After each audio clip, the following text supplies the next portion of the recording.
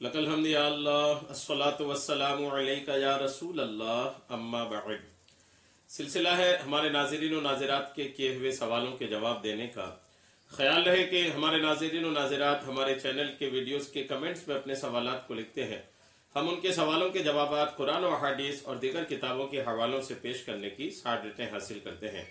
अगर आपका भी कोई सवाल है तो आप अपने सवाल को हमारे चैनल के किसी भी वीडियो के कमेंट्स में लिखिए। आपका सवाल हम तक पहुंचेगा। इंशाअल्लाह हम आपके सवाल का जवाब भी पेश करने की सआदतें हासिल करेंगे। हमारे नाजरीन में से किन्होंने सवाल किए हैं कि मेरा शौहर एक भी नमाज नहीं पढ़ते हैं, तो हमारी नमाज कबूल होगी या नहीं? क्या हम उनके हक में नफल नमाज पढ़ सकते हैं? ये इनका सवाल है। कोई इस्लामी बहन है जो अल्हम्दुलिल्लाह सवाल से समझ में आ रहा है कि अपने शौहर का बहुत ख्याल रख रही है और शौहर की इनको फिक्र है कि ये इनका शौहर नमाज नहीं पढ़ती है। तो ये इनका एक वहम है कि कहीं शौहर के नमाज ना पढ़ने की वजह से कहीं इनकी नमाज नहीं होती है, ऐसा तो नहीं। और इस पर मजीद इन्होंने एक बात ऐड किया है कि क्या बीवी अपने शौहर के लिए कोई नफल नमाज उनके सवाब के लिए पढ़ सकते हैं? ये इनका सवाल है। मैं जवाब आपको पेश करता हूं, तवज्जो के साथ आप इसको सुनिए कि कोई अगर किसी औरत का शौहर अगर नमाज नहीं पढ़ता है तो उसका अजाब या उसके तौर पर उसकी पनिश के तौर पर क्या उसकी बीवी की नमाज कबूल नहीं होगी? तवज्जो के साथ सुनिए। कुरान पाक की एक आयत में आपको सुनाने की सआदतें हासिल कर रहा हूं। ये कुरान पाक के सूरे फातिर है और सूरे फातिर की आयत नंबर 18 है। अल्लाह तबारक व तआला का फरमान, वला तज़िरु, अल्लाह तबारक व तआला ने फरमाया वला तज़िरु वाज़िरतुन विज़रा उखरा व इन तदउ मुस्क़लतुन इला, अल्लाह फरमाता व इन तदउ मुस्क़लतुन इला हिमलिहा ला युहमल मिनहु शैउन वलौ काना ज़ा कुर्बा इन्नमा तुनज़िरुल लज़ीना यख़शौना रब्बहुम बिल ग़ैबि व अक़ामुस्सलाता व मन तज़क्का फ़इन्नमा यतज़क्का लिनफ़्सिही व इलल्लाहिल मसीर। ये कुरान पाक की सूरे फातिर की आयत नंबर 18 है, पारा नंबर 22 है। अब इस आयत का तर्जमा सुनिए। अल्लाह फरमाता है और कोई बोझ उठाने वाली जान दूसरी का बोझ ना उठाएगी। अल्लाह तबारक व तआला ने इस बात को वाज़े फरमा दिया कि कोई बोझ उठाने वाली जान दूसरे का बोझ नहीं उठाएगी। और अगर कोई बोझ वाली अपना बोझ बटाने को किसी को बुलाए तो उसके बोझ में से कोई कुछ ना उठाएगा, अगरचे करीब रिश्तेदार हो। ए महबूब, तुम्हारा डर सुनाना तो उन्हीं को काम देता है जो बेदेखे अपने रब से डरते और नमाज कायम रखते हैं, और जो सुतरा हुआ तो अपने ही भले को सुतरा हुआ और अल्लाह ही की तरफ फिरना है। कुरान पाक की इस आयत का तर्जमा मैंने आपको अर्ज किया। अब इस आयत की तफसीर भी आप सुन लीजिए ताकि बात आप पर और वाज़े हो जाए। आयत के इस हिस्से का माना जिसमें अल्लाह ने फरमाया और कोई बोझ उठाने वाली जान दूसरे का बोझ ना उठाएगी, इस आयत का पहला हिस्सा यही है, वला तज़िरु वाज़िरतुन विज़रा उखरा, और कोई बोझ उठाने वाली जान दूसरे का बोझ नहीं उठाएगी। बोझ मतलब ये भारीपन कोई सामान नहीं, गुनाहों का बोझ। अरे गुनाहों का बोझ कोई दूसरे का बोझ कोई दूसरा नहीं उठाएगा।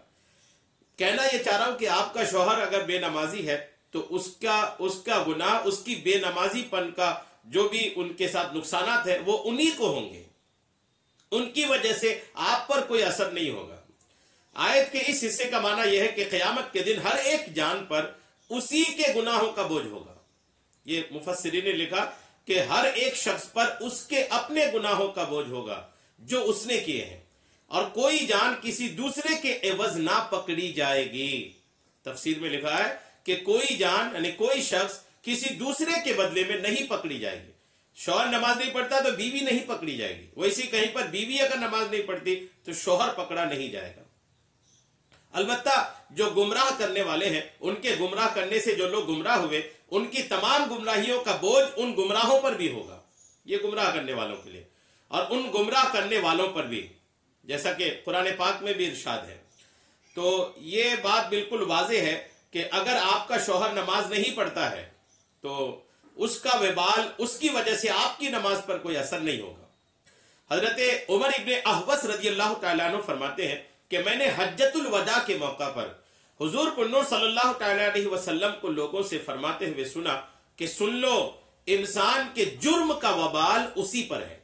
यह हदीस पाक آپ کی بات کو اور کلیئر کر دے گی، واضح کر دے گی، جس میں آقا کریم علیہ السلام نے فرمایا کہ آقا فرماتے ہیں سن لو، یعنی توجہ دلایا، پہلے لوگوں کا دھیان اپنی طرف آقا کریم علیہ السلام نے کھینچا، پھر ارشاد فرمایا کہ انسان کے جرم کا وبال اسی پر ہے۔ سن لو، انسان کے جرم کا وبال نہ اس کی اولاد پر ہے اور نہ اس کے باپ پر ہے۔ یہاں تو دو رشتوں کا حضور نے نام بھی لیا کہ انسان کے جرم کا وبال ان کے اولاد پر بھی نہیں ہوگا اور ان کے باپ پر بھی نہیں ہوگا۔ تو اولاد پر بھی نہیں ہوگا، باپ پر بھی نہیں ہوگا، ویسے ہی بیوی پر بھی کسی کے شوہر کے جرم کا وبال نہیں ہوگا۔ جی ہاں، تو یہ بات تو بالکل کلیئر ہو گئی۔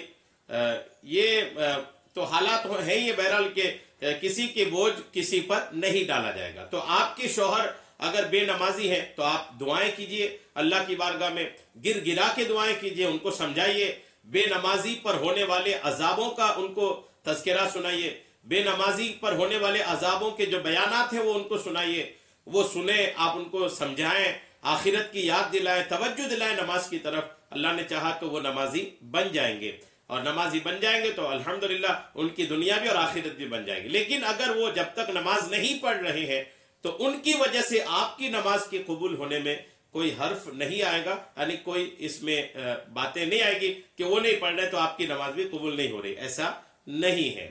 وہ نہیں پڑھ رہے، ان کا نقصان ان کو ہوگا، آپ پڑھ رہی ہیں، آپ کو اس کا فائدہ ہوگا، کیونکہ اللہ تبارک و تعالیٰ نے فرمایا کہ اللہ تبارک و تعالیٰ کسی نیکوکار کی نیکی کو خراب نہیں کرتا، برباد نہیں کرتا۔ یہ قرآن پاک کی آیت کا مفہوم ہے۔ تو قرآن جو کہہ رہا ہے کہ جو نیکی کر رہا ہے اس کو اس کی نیکی کا بدلہ ملے گا، نیکی کو برباد نہیں کی جائے گی، خراب اور ضائع نہیں کی جائے گی۔ تو آپ نماز پڑھتی ہیں، الحمدللہ آپ کو اس کا ثواب دیا جائے گا، آپ کو اس کے ثواب میں سے کوئی کمی نہیں ہوگی۔ شوہر کے لیے بس آپ دعائیں کر سکتے ہیں، سمجھا سکتے ہیں، صحیح راستے پر لانے کی کوشش کر سکتی ہیں، آپ اس کو جاری رکھیں۔ اللہ تبارک تعالی ہم سب کو سننے سے کہیں کہیں زیادہ عمل کی توفیق عطا فرمائے، آمین، بجاہ النبی الامین صلی اللہ تعالی علیہ وسلم۔